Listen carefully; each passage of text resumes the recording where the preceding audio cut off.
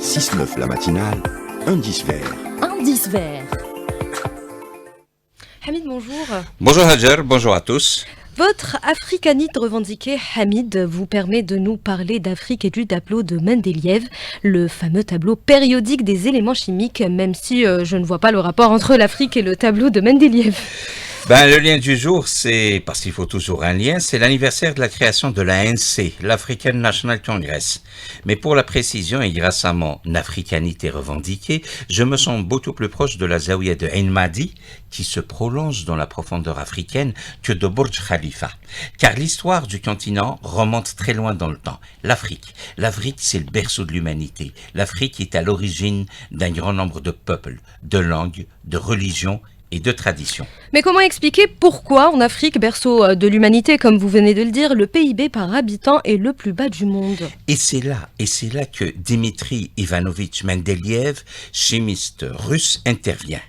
Il est connu pour son travail sur la classification périodique des éléments, publié en 1869 et également appelé tableau de Mendeleïev. Depuis un pays occidental en perte de vitesse en Afrique et qui dispose encore de capacités de formation en ingénierie du pétrole et des mines, il soutient que ces capacités sont en mesure de soutenir l'acquisition de nouvelles connaissances nécessaires à la mise en valeur et à la gestion des ressources du continent, et que dans l'état actuel des connaissances, l'Afrique recèlerait une part significative des réserves mondiales.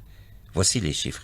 30% de la bauxite, 60% du manganèse, 75% des phosphates, 85% du platine, 80% de chrome, 60% de cobalt, 30% de titane, 75% du diamant et près de 40% de l'or. Du coup, le franc CFA est imprimé et administré dans et par ce pays occidental qui utilise le Mendeleïev né à Saint-Pétersbourg mais qui n'aime pas un autre russe né à Saint-Pétersbourg et qui a adopté le crépuscule des dieux de Wagner comme tempo africain. Alors, pour tenter de s'opposer à la nouvelle route de la soie qui passe par l'Hamdaniya, l'Europe propose tout simplement un nouveau tableau de Mendeleïev.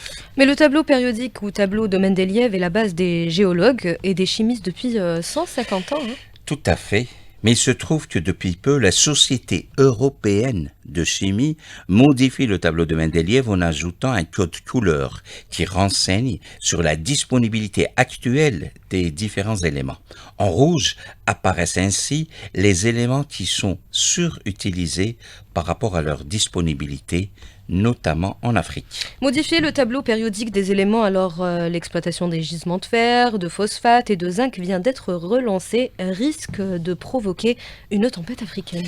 Oui, la tempête a déjà commencé au Sahel et se poursuit dans la bande sahélo-saharienne et dans toute l'Afrique, alors que l'enfant terrible de Saint-Pétersbourg est intervenu pour rétablir le tableau périodique en y intégrant juste un nouveau symbole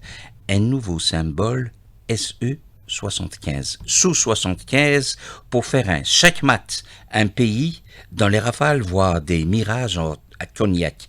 Mais nous sommes en Algérie et du lithium vient d'être découvert au Gard.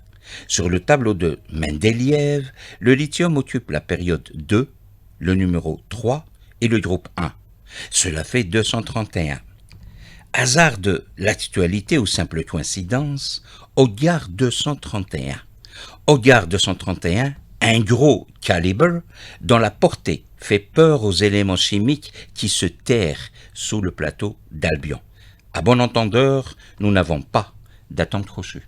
Merci Hamid, rendez-vous dimanche pour un autre indice vert. Il est 7h38 sur les ondes d'Alger 3.